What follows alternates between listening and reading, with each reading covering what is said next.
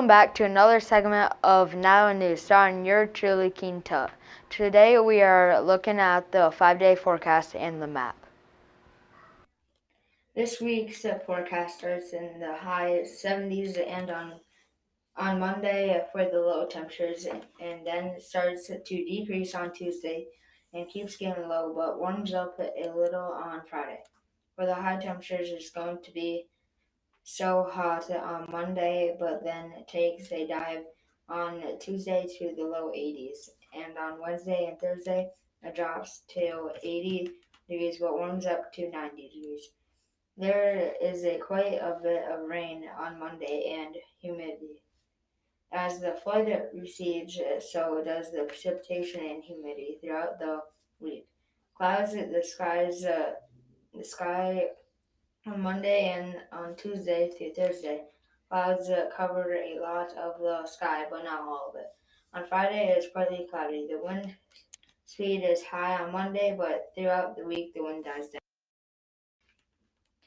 Now let's look at the map. As you can see, the flood is happening in cities around Cairo, Egypt. Here it shows the flood is coming from the south because the Nile flows from the south to the north. Now introduce my sister. Hi, Tut. Thanks for having me here today. No problem. Let's see. Let's look at some photos from the flood. First question: how did the flood impact you? Someone who's very important to me, my sister Maritan, has lost her life. She was cutting papyrus to make paper when the Nile flood washed her away. I saw the whole thing. That really has affected me a lot. I knew the flooding seasons by keeping track of them on my calendar. I didn't know that the flood would come this early in the month of May. It happens during May through September. Second question: what was destroyed from the flood? It was a calm afternoon when rain started to come. It just kept raining and raining. My crops were gone, my prized tomatoes, everything. Third question: what were you doing during the flood?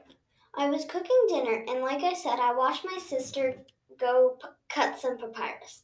I didn't know what to do, and I couldn't save her life in time. I could not get up to a high place because my house is only 1 story high.